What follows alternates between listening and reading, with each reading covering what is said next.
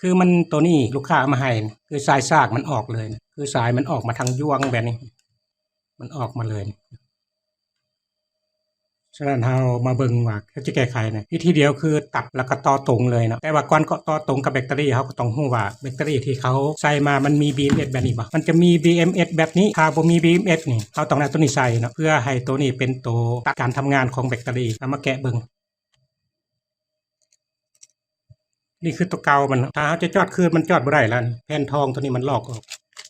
คือแบตเตอรี่นี่เขาบ่ใส่ BMS อยู่ตัวของมันแต่ว่าเขาใส่ตัวนี้เป็น BMS เป็นบอร์ดในการตัดทำงานของแบตเตอรี่นี้นะเขาต่อเป็นต่อเลียนจะเป็นอยู่3.7 บวก 37ก็เป็น 7.4 โวลต์ของข่อยมีแต่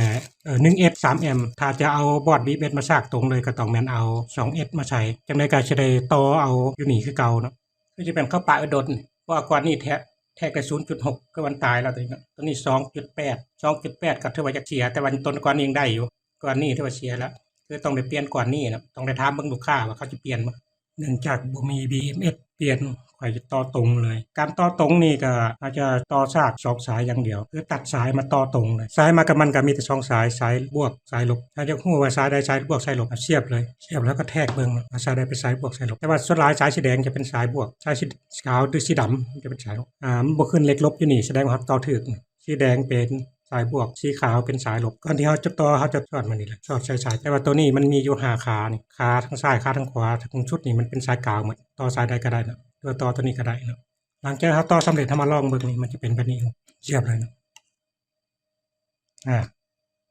ถือว่าสำเร็จเนาะซากเบิ่งก่อนนะว่ามันสิเฮ็ดได้บ่เพราะว่าแบตนี่มันหมดหลายมันเสื่อมมาก่อนนึงนี่แบตนี่เราซากเบิ่งว่ามันขึ้นบ่คันมันขึ้นก็แสดงมันใช้ได้แต่มันก่อนนี้เหลือ 0.6 ถือว่าเสียแล้วนะถ้าโดยทฤษฎีมันเสียแล้วแต่ถ้าเราซากมามันขึ้นมาได้ก็ถือว่าใช้ได้แต่ว่าจะใช้บ่ได้โดนมันบ่อยากเก็บแบตแล้วหลังจากเราซากไปได้ระยะนึงแบตก็เริ่มเต็มแล้วก็มาลองเบิ่งมันมีก่อนนึงตกนะแต่บ่ฮู้มันสิใช้ได้หลายบ่ได้โดน 3.8 ถือว่าขึ้นเท่ากันนะหลังจากเราซากไปแล้วทั่วทื่นขึ้นมาได้ 3.8 มาทั้ง2ก่อนก็ถือว่ายังใช้ได้อยู่นะตอนนี้ขึ้นอยู่7.6เพราะถ้าซากเต็มมันจะอยู่ประมาณ 4.0 4.1 ประมาณ8โวลต์เอามาลองเบิ่งเนาะทำงานปกติ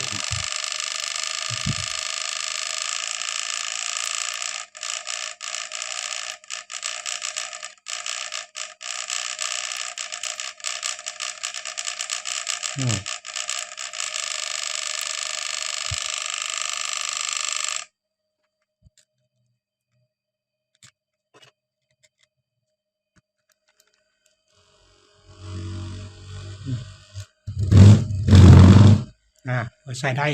แต่ว่าคันสิกันมีบอลเปลี่ยนแท้ก็เปลี่ยนแผ่นบอร์ดตัวนี้ก็ดีคือกันหรือว่าเปลี่ยน BMS ก็ได้ BMS อยู่ใน